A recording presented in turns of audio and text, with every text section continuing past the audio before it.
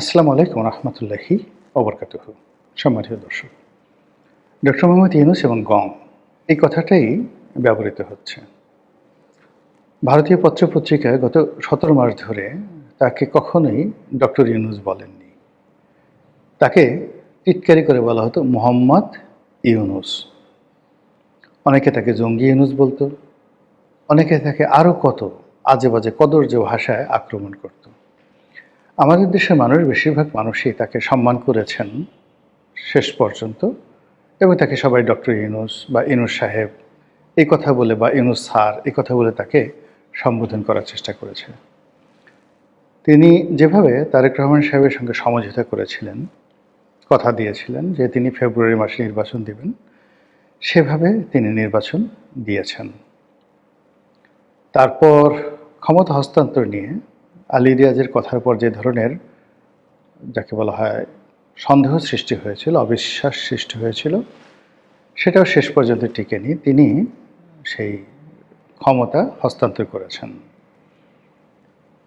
তো তার যারা আপনজন তারা বলার চেষ্টা করছেন যে দেখো দেখো দেখো, রাজনীতিবিদরা তো দিয়ে কথা রাখে না। তারা একবার ক্ষমতায় বসলে সেই ক্ষমতা থেকে, ক্ষমতার চেয়ার থেকে সরতে চায় না। আমাদের ইউনূস স্যার কত ভালো মানুষ। তিনি যেভাবে কথা বলেছেন ঠিক সেইভাবে ফেব্রুয়ারি মাসে নির্বাচন দিয়েছেন, একদিন এদিক ওদিক হয়নি।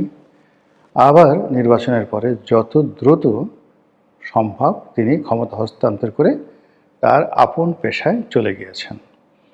এবং তিনি যে তার আপন পেশায় চলে যাবেন এই কথা তিনি ক্ষমতায় থাকতে একাধিকবার বলেছেন।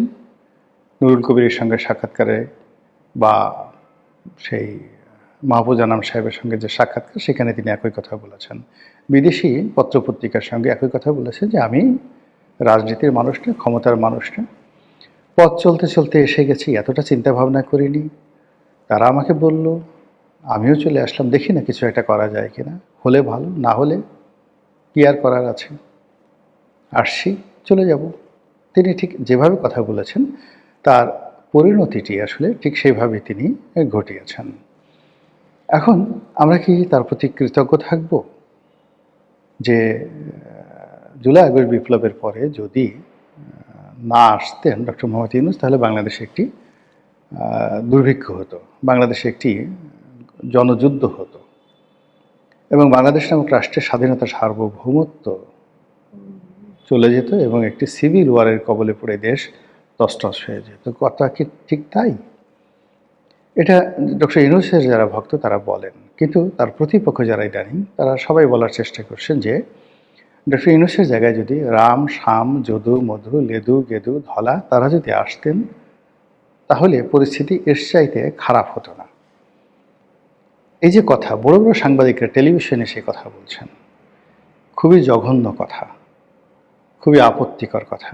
মানে এখানে আপনি যদি ধরেন রাম, শাম, যদু, মধু যদি ধরেন, তাহলে সমাজের প্রান্তিক জনগোষ্ঠী, নাপিত, ধোপা, চণ্ডাল থেকে শুরু করে ম্যাথর, ঝাড়ুদার যারা রয়েছে, কাজের বুয়া, এই সমস্ত লোকদেরকে আমরা সাধারণত লেদু, গেদু, ধলা, রাম, শাম, যদু, মধু এই কথাগুলো দিয়ে বোঝাই। এখন যারা বলার চেষ্টা করছেন যে এই যে বুয়াকে যদি এনে বসিয়ে দেওয়া হতো, নাপিতকে যদি বসিয়ে দেওয়া হতো, তারপর মুসিকে যদি বসিয়ে দেওয়া হতো, তারাও যে ব্যাড পারফরমেন্স করতেন, সেটা ডক্টর মোহাম্মদ ইউনূস যে ব্যাড পারফরমেন্স করেছেন তার চেয়ে খারাপ হতো না। ইট মিনস ডক্টর মোহাম্মদ ইউনূসের জমানাতে যে অর্থনৈতিক দুরবস্থা তৈরি হয়েছে, যে মব কালচার হয়েছে, শিক্ষা দীক্ষার 12টা বেজেছে, ছেলেরা মেয়েরা রাস্তায় বের হয়ে পুরো সমাজকে যেভাবে অশান্ত করে তুলেছে, কিশোর গ্যাং যেভাবে বেড়েছে, প্রশাসনের সমস্ত চেইন অফ কমান্ড যেভাবে ভেঙে পড়েছে, এটা রাম, শ্যাম, যদু, মধু আসলেও এরকম হতো। আবার এটাকে যদি আপনি একটু ভিন্নভাবে নেন, তাহলে আপনি বলতে পারেন যে রাম, শ্যাম, যদু, মধুর পরিবর্তে যদি আম জনতা আসতো, অর্থাৎ ওই যে হান্নান মাসুদ, আম আদমি পার্টির, না, এই যে বাংলাদেশে আছে একটা পার্টি যেটা, যাকে সবাই আম তারেক বলে ডাকেন, সেই তারেক রহমান সাহেব ওই পার্টির প্রধান, তিনি যদি প্রধান উপদেষ্টা হতেন, তাহলে ওই যে যদু মধুর চাইতে তারা ভালো চালাতে পারতেন। It means doctor Mohammad Yunus, জনাব তারেক রহমান মানে তারেক রহমান যিনি এখন প্রধানমন্ত্রী তারেক রহমান না, আরেক তারেক রহমান আছেন বাংলাদেশে, তিনিও বাংলাদেশে যথেষ্ট বিখ্যাত তারেক রহমান। তিনিও প্রধান উপদেষ্টা হলে সেই আম জনতা দলের প্রধান হিসেবে তিনি তারেক রহমান বাংলাদেশকে ভালো চালাতে পারতেন। এটা আলোচনা হচ্ছে।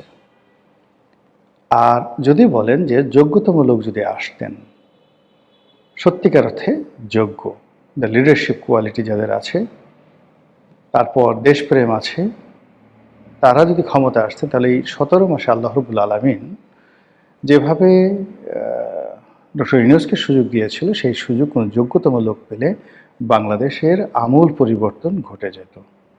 তো তিনি সেই কাজগুলো করেননি। কথা ক্লিয়ার। অন্য সবাই যারা বলছেন যে তিনি চলে গেছেন, ইউনূস সাহেবের প্রতিপক্ষ বলার চেষ্টা করছেন যে তিনি যেতে চাননি, তাকে বাধ্য করা হয়েছে। তিনি যেতেন না যদি তিনি মোটামুটি সফল হতেন। আর তিনি একটি হট সিটের উপর বসেছিলেন এবং তিনি যে সকল কাজকর্ম করে গেছেন, যে সকল কাদা মাখিয়ে গেছেন, কলঙ্ক লেপন করে গেছেন, এবং তার সময়টিতে যত টাকা ছাপা হয়েছে, মুদ্রার মান যেভাবে কমেছে, আইন শৃঙ্খলার যেভাবে অবনতি হয়েছে, সেটি বর্তমান সরকারের পক্ষে সামাল দেওয়া রীতিমতো পোল সুরাত পার হওয়ার মতো ঘটনা।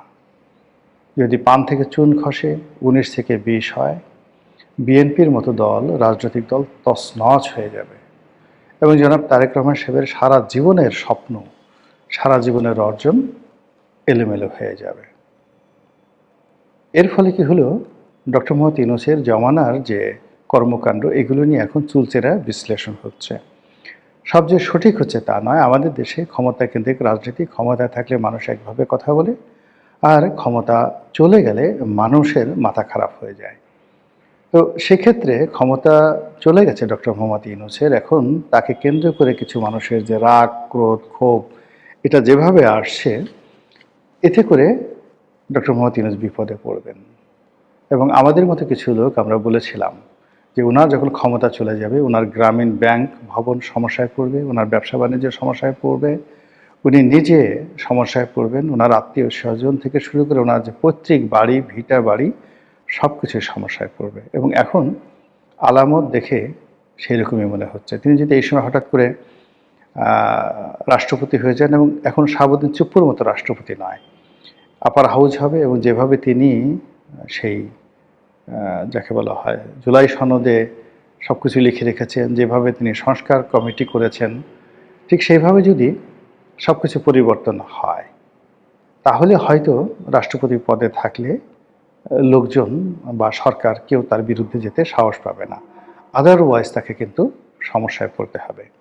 তো এই অবস্থাতে যে তার বিরুদ্ধে মামলার কথা হচ্ছে, মোকদ্দমার কথা হচ্ছে, এটা বোধহয় থামবে না। এটা চলতে থাকবে, ব্যাপকভাবে চলতে থাকবে। বিভিন্ন মানুষ তাকে মামলায় জড়ানোর হুমকি দিচ্ছে। আমরা চাই এই বয়োবৃদ্ধ মানুষটি যেন বৃদ্ধ বয়সে বেইজ্জতি না হন। মহান আল্লাহ আমাদের সবাইকে হেদায়েত দান করুন এবং হেফাজত করুন। আসসালামু আলাইকুম ওয়া রাহমাতুল্লাহি ওয়া বারাকাতুহু।